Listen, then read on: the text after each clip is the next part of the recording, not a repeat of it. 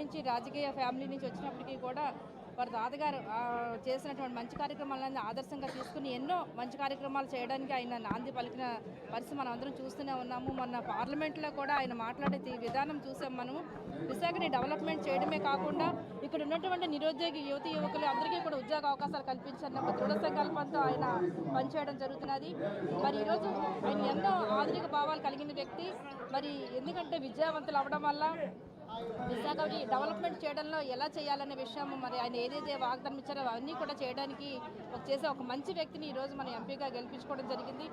ఆయనకు ఆ భగవంతుడు ఆయుష్ను ఆరోగ్యాన్ని కూడా ఇచ్చి ఎన్నో మంచి కార్యక్రమాలు చేసి విశాఖని డెవలప్మెంట్ చేసి ఎంతోమందికి ఉపాధి అవకాశాలు ఉద్యోగ అవకాశాలు అలాగే విద్యా అవకాశాలు కల్పించే విధంగా ఆయనకు ఆ భగవంతుడిని ఆయుష్ను ఆరోగ్యాన్ని ఇవ్వాలి మనస్ఫూర్తిగా కోరుకుంటూ ఒక మంచి వ్యక్తి నాయకత్వం నడుస్తున్నాం.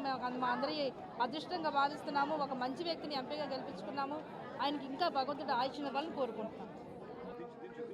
యువకుడు మరి బహుశా రాష్ట్రంలోనే లేదు దేశ అత్యధిక మెజార్టీతో పార్లమెంట్ మెంబర్గా ఈ విశాఖపట్నం ప్రజలు ఎన్నుకున్నందుకు ముందుగా వారందరికీ పార్టీ తరపున నా తరపున ధన్యవాదాలు తెలియజేసుకుంటూ ఈరోజు మా ఎంపీ గారి భర్త గారి పుట్టినరోజు సందర్భంగా మరి ఇక్కడ బ్లడ్ క్యాంప్ కానీ ఇంకా అన్నదానాలు కానీ ఈ కేక్ కటింగ్ కానీ ఈ మా కార్యకర్తల నాయకులు అభిప్రాయంతో అభిమానంతో ఈవేళ అరేంజ్ చేయడం జరిగింది. అటువంటి నాయకుడిని భగవంతుడు మాకు ఇచ్చినందుకు మేము ఎంతో సంతోషిస్తున్నాం.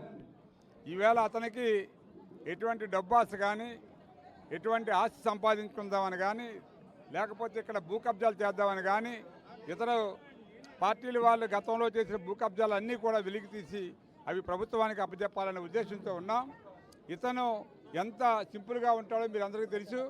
అతను వేసే బట్టల స్టైల్ కానీ అతను వాడే చెప్పులు కానీ మీరు అబ్జర్వ్ చేస్తే ఎంత సింపుల్గా ఉంటారో మీకు అర్థం అవుతూ ఉంది. అతను ఆగర్భ శ్రీమంతుడిలా పుట్టాడు కాబట్టే అవన్నీ అనుభవించాను. ఇంక ప్రజల కోసమే సేవ చేయాలి. బిజినెస్ అనేది ఎట్లాగూ యూనివర్సిటీస్ మా తాతగారి దయ వలన వచ్చాయి కాబట్టి ఆ యూనివర్సిటీ వల్ల కొంతమందిని ఉద్యోగాలు కానీ తయారు చేసి ఈ రాష్ట్రానికి అందించాలనే ఉద్దేశం ఒకటి ఉంది. అలాగే చిన్న స్కూల్ కూడా స్టార్ట్ చేశారు ఈ మధ్యనే. మరి ఆయనకి భగవంతుడు ఆరోగ్యాలు ఐశ్వర్యం అన్నీ కూడా ఇచ్చి ఈ విశాఖపట్నానికి మన ఆంధ్ర రాష్ట్రానికి సేవ చేసే అదృష్టం కల్పించాలని ఆ భగవంతుని మనస్ఫూర్తిగా కోరుకుంటూ మీ ద్వారా కూడా ప్రజలకి ఈ విషయాలన్నీ తెలియజేయాలని చెప్పి కోరుతా ఉన్నాను.